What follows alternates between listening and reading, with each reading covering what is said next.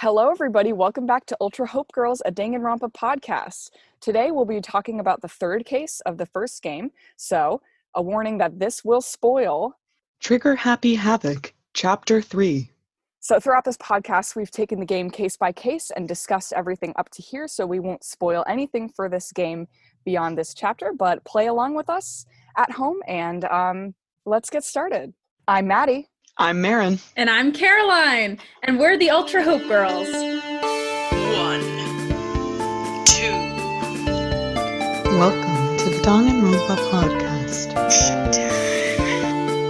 You're on the threshold of an amazing episode. Showtime. All right, so for this case, Chapter 3, just a recap, that this is a case where Celeste manipulates Hifumi into killing Taka, and then Celeste kills Hifumi herself. All right, so welcome back, everybody. This is exciting. This is an interesting case. It is. For sure. A lot to cover. So why don't I just have the first thing, that happens events-wise, being Hina, finding alter ego. I mean, Alter Ego was a really interesting addition. I honestly had no idea where they were going to take the game. When Hina said I saw a ghost, I was like, this will be interesting. But I mean, AI, like Alter Ego, is actually a really symbolic piece to the game. We kind of talked about it in our last episode, but it does kind of bring Chihiro and the message that Chihiro promoted back into the game post his death. Yeah, that it's the idea of the alter ego, I think, is kind of a huge theme for this entire chapter. And this is jumping ahead a little bit, but it kind of made me think of it that it's like you have Chihiro's alter ego, which is this AI program. Toko also has an alter ego, which is Genocide Jack or Genocide Jill. And then we also learn in this chapter that Celeste has an alter ego. Technically, Celestia Ludenberg is her alter ego. Her real name is Tayako Yasuhiro. And so there's this, I think there's this recurring theme in this chapter of different identities. Mm-hmm. I definitely agree with that. Oh my gosh, I actually never really made that connection. And also, I like to add on to that, I think that alter ego, I mentioned this in the last episode, but I couldn't really go into a ton of detail just because alter ego had not been introduced at that point. But Chihiro's presence, even though he has died, it's like he's reborn, and there's a lot of biblical motif in that. There's a lot of symbolism with him being something that they can all believe in and have faith in, which has not really happened yet in this game. Yeah. I also think it's interesting to note how each of the characters views alter ego, specifically Taka and Hifumi, because Taka views alter ego as Mondo, which is a whole thing on itself, but I really noted how Hifumi takes in alter ego, and he views the AI system as a normal girl. And that reminded me in when they're getting the motive for this case in the game. Actually, it might be the anime, but they walk into the gym and Toko and Byakuya are already there. And they're like, hey, Genocide Jack is gone. And she's like, and Byakuya says that when she sneezes, she turns back into Toko. And Hifumi says, that cliche is tottering on the borderline. And Toko says, you're mighty borderline yourself. And she's talking about borderline personality disorder when she says that. And I think that is kind of shown through how Hifumi views the AI, because he has an intense fear of abandonment. He goes to extreme measures to avoid real or imagined separation and rejection. He has impulsive behavior, mood swings, inappropriate behavior. And while Toko uses it as an insult, and that is wrong and mental health should never be used as an insult, I think that it's really interesting if you take it in more of a literal way that he might kind of have some of those tendencies. That is really interesting that you bring that up. I was going to ask borderline personality disorder, what is she referring to? But I guess I had never thought about it like that. I mean, I can see how some of those traits match Hifumi. I don't know if I would go so far as to say I think that Hifumi has borderline personality disorder, but that's interesting food for thought. Yeah, I agree. I would not diagnose him with that if he were my patient, but I do think he has some tendencies there. And so I think Toko seeing that and being able to form that kind of like perceptive insult is kind of really whack, wild. I don't know the right word. There's something also to be said about the fact that she is a writer and the way that she views people's personalities and the way like writers view like how a lot of stories are written so that the characters drive the plot. I think that that speaks a lot to her perception of people around her as well. Absolutely. In the anime, the other thing I had about the AI is that the alter ego is the one who shows the group the picture of Mondo, Chihiro, and Leon. Oh. Whereas in the game, you find it in the physics lab. But I thought that was interesting. I think we could probably bring that up now about the Yeah. picture. I think before that, I do just want to say like this, and I think this goes into that as well. This is the first trial. Like the first time it happened, I was like, you know, obviously it's very sad and devastating, but this is the first one that's come where after it happens, everybody is so depleted. Like there is hope lost. This has now become a pattern. Someone has died that is pure and like good and like that, like not that Sayaka like was bad necessarily, but like we cared about Chihiro more than Sayaka. And so this is like the moment where everything I feel like is sinking in for the people playing the game. It's like, oh yeah, this is like very sad what's happening right now. I kind of wanted to bring up, if it's not too late, Taka after Mondo's execution, because I mean, this poor guy, I kind of think he has a little bit of post-traumatic stress going on, because he just, I mean, he goes from being like the loudest of the group to complete just silence, not talking at all. And that can be a sign of PTSD, actually. And I think that, and especially seeing his like huge like transformation after seeing alter ego present the form of Mondo to him, and that drastic change in behavior, and even in his own identity, he you know, he calls himself like Kyondo, like he's like, I'm not Taka anymore, I'm like a fusion of Taka and Mondo. And for me, that kind of, I think he's got some PTSD going on. There's definitely something there. That poor guy. I also think that he kind of broke his personality because think of his ultimate ability. I know I mentioned this in a past podcast, but this is the first time that Taka has ever considered the gray. In the last trial, he voted for himself over voting for the person who committed a crime, and that is the opposite of what Taka stands for.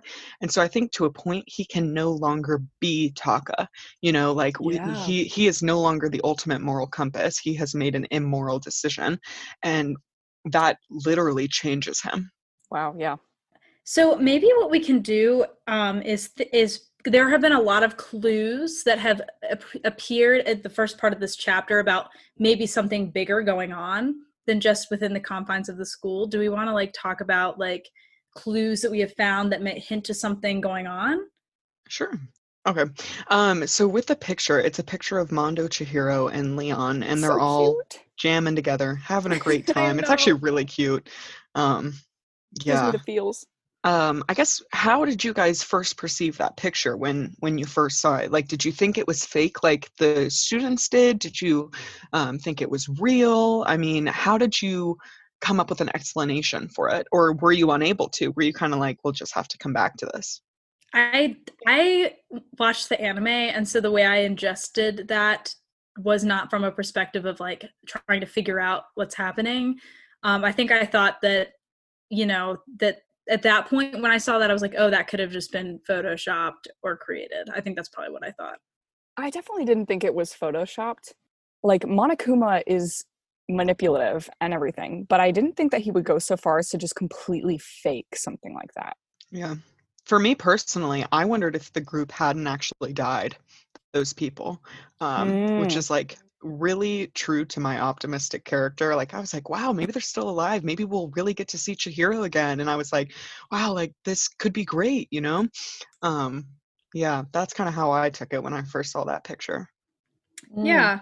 Yeah. So we also get the Monokuma mentions when we're exploring the rec room that there will be no new magazines. That's an interesting observation. We get that the ultimate physicist died during, quote, the tragedy.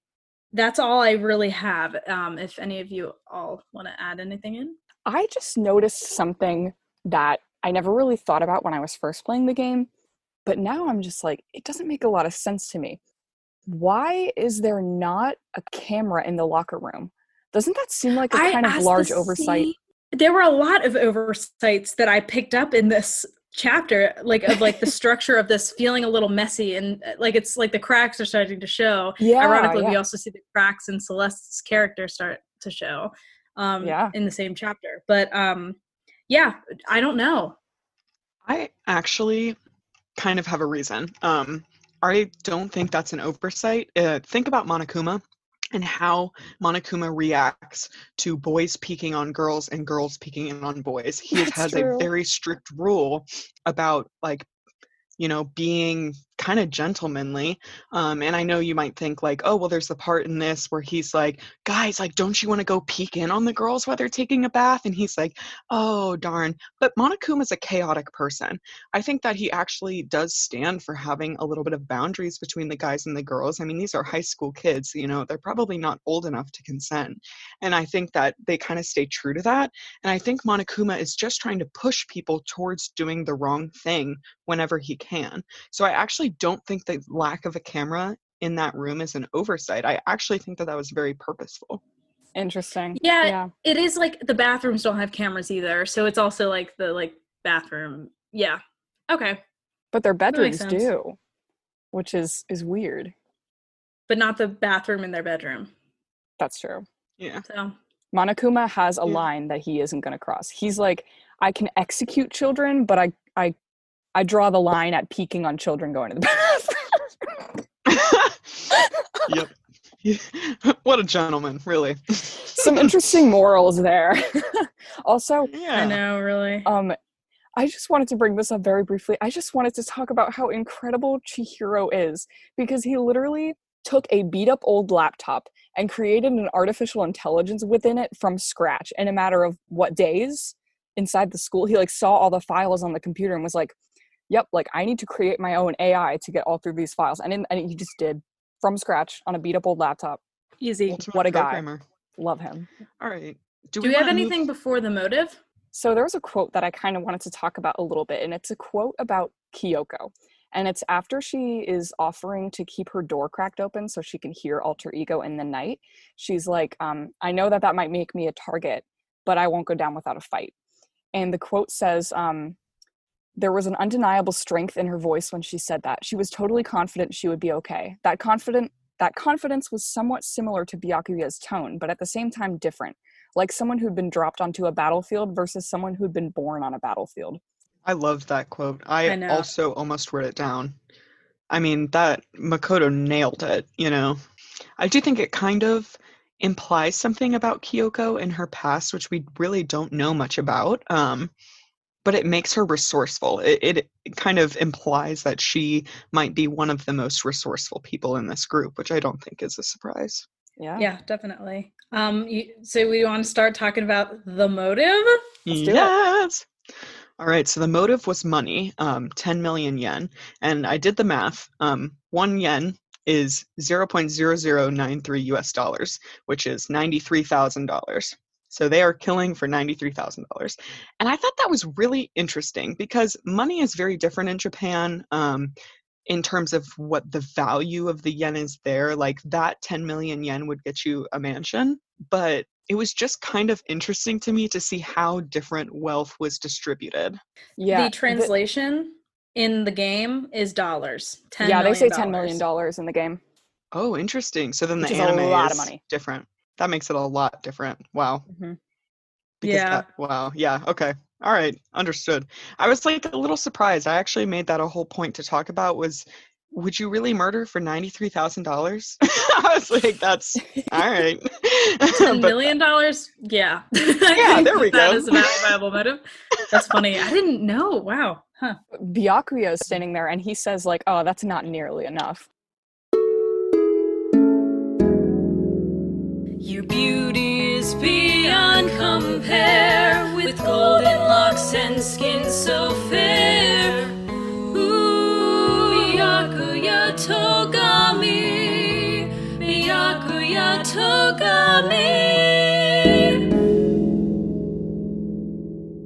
And I think Yeah.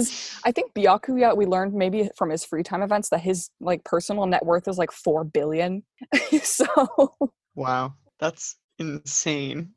yeah, so And clearly he's 10 like, million is it's good recreational money, says Byakuya, to $4 billion. Chump Like, change. what an icon. I mean, the most three common reasons to murder are money, revenge, and love. Yep. And, like Monokuma really nailed it by picking one. Yeah. Well, actually, it's funny you say that because it's money, and then the revenge is Hifumi killing Taka. Yeah, Yeah. true. And you could argue that Hifumi killed for love Yeah. of Celeste. So really, That's true. we hit all three. We Wow, really that's do. really cool. I just have to mention also after the motive is presented, there is a moment where it's like the next morning, and they're all in the dining hall, and then Genocide Jill and Byakuya enter late, and everyone was like, "What are you doing late?" And then Genocide Jill is like, "Do I even have to tell you? I'll just tell you I'm wearing red lingerie right now." And I was like, "Whoa, hold on, confirmed?" Like, Confirmed. did they? I can't deny their relationship. no. Maddie, can Byakuya you? didn't deny it. I mean, I He was think like, that no, I think that she was just saying that to embarrass him. Like, there's no way Byakuya was like actually indulging her. Bet there is a way. I think that they did, but what do you guys think? Let us know. Yeah, please let Well, us then know. They it's- also show up in the gym together alone first and are later found in the anime investigating together and playing hide and seek. So I think we have a lot of evidence. I think the reason for that though is because Toko was basically stalking him, and like I one thing that was hilarious to me in this chapter was the moment when they described Byakuya like sprinting out of the dining hall to like get away from Toko, and it's hilarious to imagine that man like running from somebody. I know. Oh my god. I know, because he like walks coolly, and then I just imagine him being like looking behind him and then like walking faster. And then just, I kind of imagine like a Naruto run. I don't know. oh man. We need to get an animator to make that. We need to get someone to make Byakuya doing the Naruto run. It's true. Make a gif Agreed. of it. All right, that's pretty much all I had for the motive. Yeah, if it's you money. guys are ready. Okay, cool. So for the actual murder, we're gonna walk this through because this is a really confusing case. First time I played through it, I was like, what is going on? Like, it was a very convoluted trial. Before we get to the murder, I have one more thing, and it's important. That it's actually like important plot point. Yeah, go for it. Byakuya, before the murder occurs, brings up the idea because alter ego is stolen, and Byakuya mentions that he introduces the idea that there is a traitor in the group. That is something that comes up. Also, side note, late night bath is often used as like the code for like going to see alter ego, and Makoto is told this I think like twice in the game, and still every time is like, a bath? Why would I want to take a bath right now? Like, you idiot. In the anime, Hiro is the person who gets him to the bathhouse. I think Same both in the game. times. Yep. Same. Okay, cool. And we put a lot of crap on Hiro for being not very smart, but Hiro is an incredible actor. Like, he goes into playing along in a snap. Like, I would honestly call him the best actor in the group. Like, when they are discovered by Monokuma outside the bathhouse, and Monokuma is like, what's going on? Like, what are you guys doing in there? Hiro jumps into a lie. And I don't think we give him enough credit for how well he's able to do that. In the game, it's actually, I'm pretty sure it's Celeste who brings up that lie, who is like, when Monokuma was like, what were you doing in there? Or no, it's maybe it's a different moment, because it's when they're all coming out of the bathhouse like very happy about like the progress they've made with alter ego or whatever, and Monokuma's like, what's this, like, what are you all so pleased about? And Celeste is the one who then says, oh, it's because the girls, like, we want a rock paper scissors match to get to take a girls bath first or something. So, but yeah, you might be right. He's like instantly in it. For someone who we consider to not be super smart, he does not go, what are you talking about? We weren't playing rock, paper, scissors. He's like, yeah, we lost. Oh, we're so bummed. You know, like he... Yeah, I gotta give him Makoto is cred. the one who is lost. Oh, fool. Yeah. So Meryn, do you want to walk us through like the events? just Absolutely. briefly? So I'm going to talk about it how the actual murder happened, because not like how the murder was presented. So Taka is killed by Hifumi long before we hear anything. All right. So Taka's dead. Then Hina finds Celeste attacked with Justice Hammer #1. Then you find Hifumi in the library attacked by Justice Hammer #2. Then Celeste screams from the second floor, and people like run up and grab her. And you can stop me if I ever get this messed up, but she screams, everyone runs up. Then Hifumi screams from the nurse's room, and he is attacked by Justice Hammer #3. And that's when you hear the first body announcement. All right. So the group is split into two groups. The group finds Hifumi, but the body announcement is actually for Taka, who was dead a long time ago with Justice Hammer #4 in the arts and crafts supplies room. Right. So then after that is found, they kind of split up. Hina gets a stomach ache. Celeste goes and takes Hina to the bathroom, and Makoto goes to warn everyone that Hifumi is dead. And then he sees Taka, right? Then the bodies disappear, and they have to find them. And when they find Hifumi again, he is still alive, and he says a few words. He says, "I met everyone before I'd met everyone here." And then he says, "Yasuhiro." And once he says that, he dies, and a second body announcement is heard. So that's kind of the whole case. It's a very confusing case. I remember when I first played through this was actually my least favorite case of the first game because it was so convoluted. Like, it was like they tried to add so many parts so that it was hard to keep track of. That's at least how it felt for me when I played. Yeah, I think the second time I went through it for this, I like it a little bit more, but it's still probably my least favorite case. Yeah. I think I So one thing finished, right? Yeah. one question that I came up with when I was replaying this game, is that I wanted to talk a little bit about the rule in place saying that you can't murder more than 2 people. Technically, Hifumi killed Taka, and then Celeste killed Hifumi, right? Theoretically, I mean, I'm not saying she would have. I don't think this would have benefited her at all. But Celeste technically could have killed a third person and wouldn't have been breaking the rule. And to me, that is like interesting because there is, I think everyone kind of makes the assumption, especially it stands out to me with Byakuya, reminding everyone, hey, like there's a rule that you can't kill more than 2 people. So clearly another murder isn't going to happen after they find Taka and Hifumi. But like that is going off of the assumption that they were killed by the same person, which we later find out that they weren't. And so one thing that I wonder is like, you know, technically Celeste could have killed someone else, and a third murder would very well have been possible. So the reason I think that she didn't kill 2 people, and I think you already know why she didn't kill, but I think it would be because a third murder would prove that there were 2 people involved, and so that would give away a huge part of the case that debatably was left to be seen at the beginning. You know, at the beginning they thought, wow, it's one murderer who killed both Taka and Hifumi, and Celeste isn't going to, you know, prove that Hifumi was involved because that would hurt. And then also, every murder leaves new evidence. Like, the idea of a perfect murder is almost impossible. I mean, it is so hard to do that, especially if they had like fingerprint kits and stuff like that. But even in their situation, that is so challenging, and you don't want to leave any more evidence than necessary.